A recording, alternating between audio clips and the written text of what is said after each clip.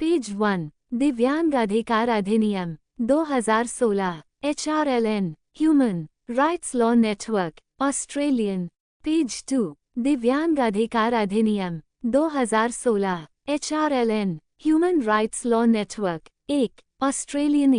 Page 3, दिव्यांग अधिकार अधिनियम 2016, ह्यूमन राइट्स लॉ नेटवर्क के उद्देश्य: मूलभूत मानवाधिकारों की सुरक्षा, वंचित समुदायों की पहुंच, आवश्यक संसाधनों तक बढ़ाना और भेदभाव दूर करना। ऐसी न्याय प्रणाली विकसित करना जो कि सुगम, उत्तरदायी, पारदर्शी और प्रभावशाली हो और जो वंचित वर्ग के लिए काम करे। गरीबों के लिए निस्वार्थ कानूनी अनुभव के स्तर को उठाना ताकि समान रूप से और सहानुभूतिशील कार्य हो सके। जनहित में रुचि रखने वाले वकीलों और कानूनों से किसी न किसी रूप में जुड़ी नई पीढ़ी के लोगों को उचित प्रशिक्षण देना ताकि सामाजिक आंदोलनों को समझने और जरूरतमंद लोगों, समुदायों को कानूनी सहायता देने के अलावा नई विधि की संकल्पनाएं और रणनीतियां विकसित करने में दक्षता हासिल हो सके।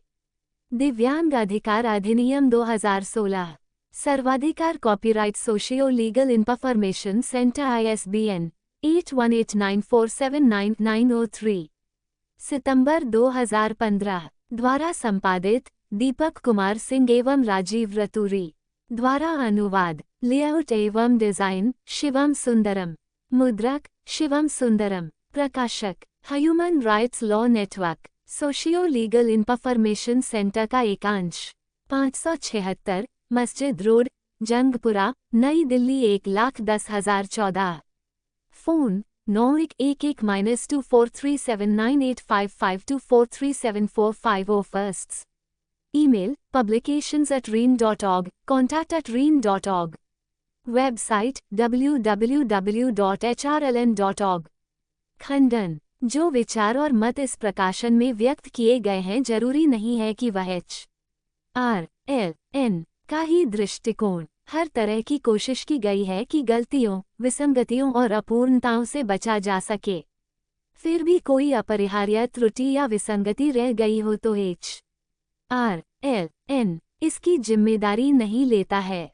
पाद टिप्पणी पर ध्यान: लेखकों ने सीधे और सरल अग्रेषण शैली का प्रयोग किया है ताकि पाठक उल्लेखित स्रोतों का ज्यादा से ज्यादा प्रयोग कर सकें। तारांकन: इस संकलन का कोई भी भाग जनहित में ह्यूमन राइट्स लॉ नेटवर्क की बिना अग्रिम अनुमति परंतु उपयुक्त आभार के साथ प्रकाशित किया जा सकता है। पेज 4, अधिकार एवं हक। विषय वस्तु: विधिक क्षमता, शिक्षा 7, 250, 12, 15, कौशल विकास एवं रोजगार 18, विकलांगताओं से ग्रसित, सहयोग की अत्यधिक आवश्यकता वाले व्यक्तियों के लिए विशेष प्रावधान, सामाजिक सुरक्षा, स्वास्थ्य, पुनर्वास तथा मनोविनोद 23, 24, उपयुक्त सरकारों के कर्तव्य व उत्तरदायित्व, परिवेदना निवारण एवं विशेष न्यायालय, अपराध एवं दंड, विनिर्दिष्ट विकलांगताओं की अनुसूची, क्या करें जब इस कानून को लागू न किया जाए 3, 28, 32, 136, 37, 39, 40। पेज 5, दिव्यांग अधिकार अधिनियम 2016। पेज 6, प्रस्तावना। विकलांग व्यक्ति अधिनियम 2016 का अधिकार 19 अप्रैल 2017 से प्रभावी हुआ। 1. यह नया कानून विकलांग व्यक्तियों के सामाजिक, आर्थिक, नागरिक और राजनैतिक अधिकारों को व्यक्त करता है और उन्हें यथार्थनीय बनाने के लिए प्रक्रियाओं को बताता है। इस अधिनियम में और भी कई विकलांगता शामिल की गई है तथा कई अधिकारों जैसे कौशल विकास, सामाजिक रोजगार व शिक्षा को विस्तार से बताया गया है। सामाजिक और आर्थिक श्रेणी में आने वालों के लिए प्रावधान जैसे कि निःशुल्क शिक्षा, स्वास्थ्य, पेंशन, देखभाल करने का भत्ता, सहायता और उपाय तथा व्यावसायिक उद्यम स्थापित करने के लिए भूमि का अधिमानी और रियायती आवंटन बनाए गए हैं। इसके अलावा गरीबी हटाने हेतु वर्धित आरक्षण तथा उन्नति की स्कीम भी बनाई है। इस हैंडबुक में विकलांग व्यक्तियों से जुड़े प्रावधान तथा DPO विकलांग व्यक्तियों के संगठन प्रश्न उत्तर के तरीके से अलग अलग अध्याय में दिए हैं। इस हैंडबुक में विकलांग व्यक्ति अधिनियम 2016 से जानकारी ली गई है। हम आशा करते हैं कि यह हैंडबुक वकील NGO व सक्रियतावादी अनुमान जगाने में मदद करेगा। राजीव रतूरी, डायरेक्टर 5। पेज 7 दिव्यांग अधिकार अधिनियम 2016 6। पेज 8 अधिकार एवं हक। क्या दिव्यांग व्यक्ति को समानता, प्रतिष्ठा तथा अखंडता के प्रति सम्मान का अधिकार प्राप्त है? हाँ। आरपीडी अधिनियम की धारा 3.1 के अनुसार सरकार का कार्य यह है कि वह ये सुनिश्चित करे कि दिव्यांग व्यक्ति भी अन्य व्यक्तियों के समान ही समानता के अधिकार, प्रतिष्ठा के साथ जीवन यापन और अखंडता के प्रति सम्मान के अधिकार का उपभोग करे।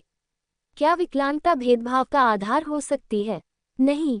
धारा 3.3 में निर्धारित कानून के अनुसार किसी भी दिव्यांग व्यक्ति से विकलांगता के आधार पर भेदभाव नहीं किया जाएगा, जब तक कि यह न दिखाया गया हो कि प्रेरित कार्य अथवा चूक विधिसम्मत लक्ष्य की प्राप्ति का एक समानुपातिक साधन है। क्या विकलांगता स्वतंत्रता को नकारने का कारण हो सकती है? कानून की धारा 34 में स्पष्ट रूप से बताया गया है कि किसी भी व्यक्ति को विकलांगता के आधार पर उसकी व्यक्तिगत स्वतंत्रता से वंचित नहीं किया जाएगा। क्या दिव्यांग व्यक्ति उचित व्यवस्था के हकदार हैं? हाँ। धारा 3.5 के अनुसार दिव्यांग व्यक्तियों के लिए उपयुक्त आवास की व्यवस्था करने के लिए सरकार को आवश्यक कदम उठाने होंगे तथा उपयुक्त व्यवस्था को देने से मना करना भेदभाव माना जाएगा। क्या कानून दिव्यांग महिलाओं व बच्चों के लिए भी अधिकारों को सुनिश्चित करता है? धारा 4 स्पष्ट करती है कि सरकार व स्थानीय प्राधिकारी दिव्यांग महिलाओं और बच्चों के लिए अन्य व्यक्तियों के समान ही अधिकारों का उपभोग करने हेतु आवश्यक उपायों को सुनिश्चित करेंगे तथा सभी दिव्यांग बच्चों को उनको प्रभावित करने वाले मुद्दों पर स्वतंत्र रूप से अपने विचार व्यक्त करने का अधिकार होगा। इसके लिए दिव्यांग बच्चों को उनकी उम्र और विकलांगता को ध्यान में रखते हुए सहायता प्रदान की जाएगी। 7। पेज 9 दिव्यांग अधिकार अधिनियम 2016। क्या दिव्यांग लोगों को समाज में रहने का अधिकार है? अधिनियम की धारा 5 स्पष्ट करती है कि उपयुक्त सरकार इस बात का भरसक प्रयास करेगी कि दिव्यांग व्यक्ति किसी विशेष निर्वाह व्यवस्था में रहने के लिए बाध्य न हो तथा उन्हें इन हाउस, रिहायशी तथा अन्य समुदाय समर्थित सेवाएं प्रदान की जाएगी जिसमें उम्र और लिंग को उचित सम्मान देते हुए निर्वहन के लिए वांछित वैयक्तिक सहायता शामिल है। क्या कानून दिव्यांग लोगों को प्रताड़ना, निर्ममता, अमानवीय अथवा निकृष्ट व्यवहार से सुरक्षा प्रदान करता है? हाँ। कानून की धारा 6 में वर्णित है कि प्रताड़ना, निर्ममता, अमानवीयता अथवा निकृष्ट व्यवहार को रोकने के लिए उपाय किए जाएंगे तथा कोई भी दिव्यांग व्यक्ति संसूचित सहमति के जो उस तक पहुंचने योग्य माध्यमों, साधनों और संचार के प्रारूपों से प्राप्त की जाएगी, उसके बगैर अनुसंधान का पात्र नहीं होगा तथा इसके लिए विकलांगता पर अनुसंधान की समिति की पूर्व अनुमति भी आवश्यक है। क्या दिव्यांग व्यक्तियों को दुरुपयोग, हिंसा तथा शोषण से बचाने के उपाय प्रचलन में लाए जा चुके हैं? हाँ। कानून की धारा 7 कहती है कि ऐसे मामलों का संज्ञान लिया जाएगा तथा विधिक उपाय प्रदान किए जाएंगे। इस प्रकार की घटनाओं से बचने के लिए आवश्यक कदम उठाए जाएंगे तथा इनकी रिपोर्टिंग के लिए कार्रवाई निर्धारित की जाएगी। ऐसी घटनाओं के पीड़ित व्यक्तियों को बचाया, सुरक्षित किया जाएगा तथा पुनर्वासित किया जाएगा और जनता में जागरूकता फैलाने के लिए जागरूकता और सूचनाएं उपलब्ध कराई जाएंगी। कोई व्यक्ति अथवा संगठन जो अथवा जिसके पास इस पर विश्वास करने का कारण है कि दुरुपयोग, हिंसा अथवा शोषण का कृत्य किया जा रहा है, हो रहा है, किए जाने की संभावना है, वह कार्यकारी मजिस्ट्रेट को घटना के विषय में सूचित कर सकते हैं जो इस घटना को रोकने के लिए तुरंत कदम उठाएगा अथवा पीड़ित की सुरक्षा के लिए आदेश पारित करेगा। एग्जीक्यूटिव मजिस्ट्रेट पुलिस अथवा दिव्यांग व्यक्तियों के लिए काम करने वाले किसी संगठन को पीड़ितों के बचाव हेतु संरक्षित अभिरक्षा प्रदान करने, पुनर्वास एवं रखरखाव हेतु प्राधिकृत कर सकता है। 8। पेज 10 अधिकार एवं हक। यदि कथित अपराध अथवा व्यवहार भारतीय दंड संहिता के अधीन किए गए अपराध की श्रेणी में आता है तो एग्जीक्यूटिव मजिस्ट्रेट तत्संबंधी अधिकार क्षेत्र के न्यायिक अथवा मेट्रोपॉलिटन मजिस्ट्रेट को ये शिकायत अग्रेषित करेगा। कोई भी पुलिस अधिकारी जिसके पास शिकायत आती है अथवा जिसे इस प्रकार की घटना की जानकारी मिलती है, वह सुरक्षा हेतु आवेदन करने के लिए मुफ्त कानूनी सहायता, शिकायत दर्ज करने की जानकारी प्रदान करेगा तथा पीड़ित व्यक्ति को एग्जीक्यूटिव मजिस्ट्रेट के विषय में भी बताएगा तथा दिव्यांग व्यक्तियों के पुनर्वास के लिए काम कर रहे नजदीकी संगठन के बारे में भी बताएगा। यहाँ इस बात का ध्यान रखना आवश्यक है कि इस धारा में वर्णित किसी भी बात का किसी भी तरीके से ऐसा अर्थ नहीं लगाया जाएगा जो कि एक ऐसे संज्ञेय अपराध की सूचना, शिकायत प्राप्त होने पर पुलिस अधिकारी को कानून अनुसार नियत उसके कर्तव्यों के निर्वहन में किसी प्रकार की छूट प्रदान करेगा।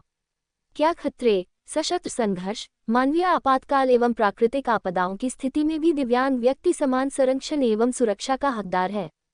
हाँ। अधिनियम की धारा 8 के अनुसार राष्ट्रीय एवं राज्य आपदा प्रबंधन प्राधिकरण अपने आपदा प्रबंधन क्रियाकलापों में दिव्यांग व्यक्तियों को भी उनकी सुरक्षा और संरक्षण प्रदान करने के लिए शामिल करेंगे।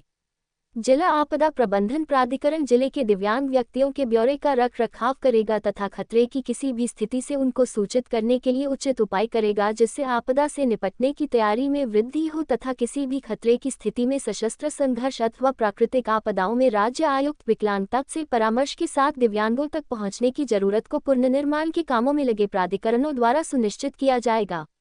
क्या विकलांगता युक्त बच्चों को उनके माता पिता से अलग किया जा सकता है? धारा 9 में कहा गया है कि विकलांगता युक्त कोई भी बच्चों को अपने माता पिता से विकलांगता के आधार पर अलग नहीं किया जाएगा, सिवाय इसके कि बच्चों के सर्वोत्तम हित के कारण यदि आवश्यक हो तो सक्षम न्यायालय के आदेश के द्वारा। 9 पेज 11 दिव्यांग अधिकार अधिनियम 2016। ऐसा किया जा सकता है उन मामलों में जहां माता पिता विकलांगता के आधार पर बच्चे की देखभाल करने में असमर्थ है, वहां पर सक्षम न्यायालय ऐसे बच्चों को उनके नजदीकी रिश्तेदारों के पास रखेंगे, जिसके संभव न होने पर समुदाय के किसी परिवार में अथवा अपवाद स्वरूप मामलों में उपयुक्त सरकार अथवा गैर सरकारी संगठनों द्वारा चलाए जाने वाले आश्रय गृहों के संरक्षण में रख देंगे।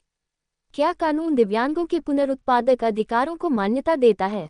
हाँ, धारा 10 में बताया गया है कि उपयुक्त सरकार पुनरुत्पादन एवं परिवार नियोजन के संबंध में सूचनाओं तक दिव्यांगों की पहुंच को सुनिश्चित करेगी तथा विकलांगता ग्रसित कोई भी व्यक्ति बिना उसकी स्वतंत्र और संसूचित सहमति के ऐसी चिकित्सा प्रक्रिया से नहीं गुजरेगा जिससे बांझापन उत्पन्न हो। चुनाव आयोग को ऐसा क्या करना चाहिए कि दिव्यांग व्यक्ति भी मतदान कर सके? धारा 11 में वर्णित है कि भारत निर्वाचन आयोग तथा राज्य निर्वाचन आयोग यह व्यवस्था सुनिश्चित करेंगे कि सभी मतदान केंद्र दिव्यांग व्यक्तियों की पहुंच के दायरे में हों तथा निर्वाचन प्रक्रिया से संबंधित सभी सामग्रियां उनके द्वारा आसानी से समझे जाने योग्य व उनकी पहुंच में हों। क्या कानून दिव्यांगों द्वारा न्याय प्रक्रिया तक पहुंचने में आने वाली चुनौतियों का हल करने में सक्षम रहा है?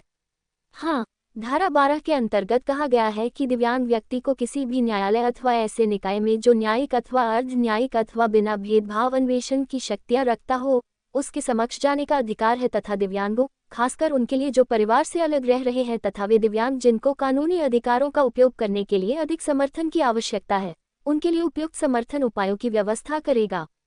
आगे धारा में कहा गया है कि राष्ट्रीय तथा राज्य कानूनी सेवा प्राधिकरण उचित व्यवस्था समेत किसी भी योजना तक आसानी से पहुंचने के लिए कार्यक्रम तथा उनके द्वारा प्रस्तावित सुविधाएं अथवा सेवाओं तक पहुंचने के लिए दिव्यांगों के लिए प्रावधान बनाएंगे।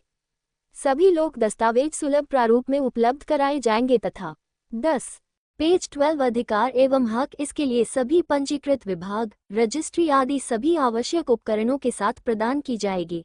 गवाही, बहसों अथवा दिव्यांगों द्वारा उनकी पसंदीदा भाषा में दी गई राय को रिकॉर्ड करने के लिए सभी जरूरी सुविधाएं व उपकरण उपलब्ध कराए जाएंगे तथा सूचना के संसाधन भी उपलब्ध कराए जाएंगे। 11 पेज 13 कानूनी क्षमता। क्या सभी दिव्यांगों के पास कानूनी क्षमता है? हाँ, धारा 13 कहती है कि सरकार यह सुनिश्चित करेगी कि दिव्यांग अन्यों के साथ जीवन के सभी क्षेत्रों में समान आधार पर कानूनी क्षमता का आनंद लेंगे तथा कानून के समक्ष किसी भी दूसरे व्यक्ति के समान उनको भी हर जगह समान मान्यता का अधिकार है। क्या दिव्यांगों को संपत्ति को विरासत में पाने व संपत्ति संग्रहित करने का तथा वित्तीय लेन देनों में शामिल होने का अधिकार है? हाँ, धारा 13 ये भी स्पष्ट करती है कि दिव्यांग व्यक्ति को भी संपत्ति रखने अथवा चल अथवा अचल संपत्ति को विरासत में पाने का, अपने वित्तीय मामलों को नियंत्रित करने का तथा बैंक ऋण लेने का, बंधक तथा वित्तीय ऋणों को लेने का अधिकार प्राप्त है। उस स्थिति में क्या होता है जब दिव्यांग व्यक्ति तथा किसी भी लेन देन की सहायक व्यवस्था के मध्य हितों के टकराव का कोई विवाद उत्पन्न होता है? धारा 13 कहती है कि दिव्यांग व्यक्ति की सहायता करने वाला कोई भी व्यक्ति किसी भी अनुचित प्रभाव का प्रयोग नहीं करेगा तथा व्यक्ति की स्वायत्ता, गरिमा तथा निजता को सम्मान करेगा। कोई विवाद किसी विशेष वित्तीय संपत्ति के अथवा अन्य आर्थिक लेन देन में दिव्यांग व्यक्ति व सहायता प्रदान कर रहे व्यक्ति के मध्य उत्पन्न होता है तो उस स्थिति में सहायता प्रदान करने वाला व्यक्ति उस लेन देन में दिव्यांग व्यक्ति को सहायता प्रदान करने से प्रवृत्त रहेगा। क्या दिव्यांग व्यक्ति द्वारा सहायता व्यवस्था को समाप्त किया जा सकता है अथवा उसमें कोई बदलाव किया जा सकता है? हाँ, दिव्यांग व्यक्ति किसी भी सहायता व्यवस्था को समाप्त अथवा उसमें बदलाव, उसमें संशोधन अथवा उसका खंडन कर सकता है और दूसरी सहायता की मांग कर सकता है। हालांकि बदलाव, संशोधन अथवा खंडन प्रत्याशित प्रकृति का होगा और दिव्यांग व्यक्ति द्वारा उपरोक्त वर्णित सहायता व्यवस्था के माध्यम से बीच में लाए गए तीसरे पक्ष को रद्द नहीं करेगा। 12 पेज 14 कानूनी क्षमता। सीमित संरक्षक क्या है? धारा 14 कहती है कि सीमित संरक्षण से तात्पर्य संयुक्त निर्णय से है जो संरक्षक तथा दिव्यांग व्यक्ति की आपसी सहमति और विश्वास पर कार्य करता है तथा सीमित समयावधि और विशेष निर्णय एवं स्थिति के लिए दिव्यांग व्यक्ति की मर्जी के अनुसार कार्य करता है। सीमित संरक्षक का चुनाव कब किया जा सकता है?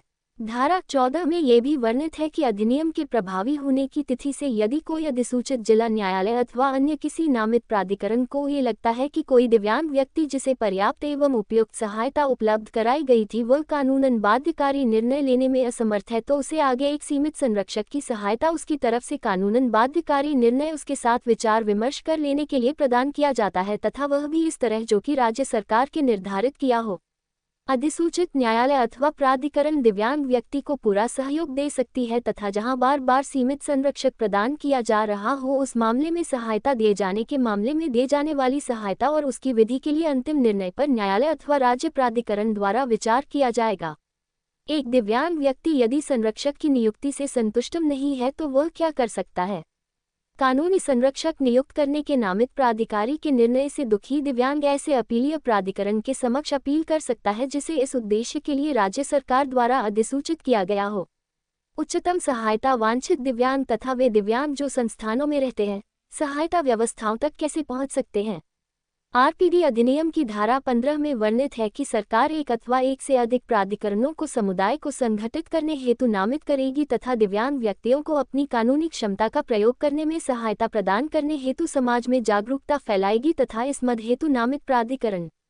13 पेज 15 दिव्यांग अधिकार अधिनियम 2016 दिव्यांग व्यक्तियों द्वारा तथा संस्थानों में रहने वाले व्यक्तियों एवं उन व्यक्तियों के लिए जिनको इसकी अत्यधिक आवश्यकता है उनके लिए उपयुक्त सहायता प्रबंधों की स्थापना करने के उपाय करेगा। 14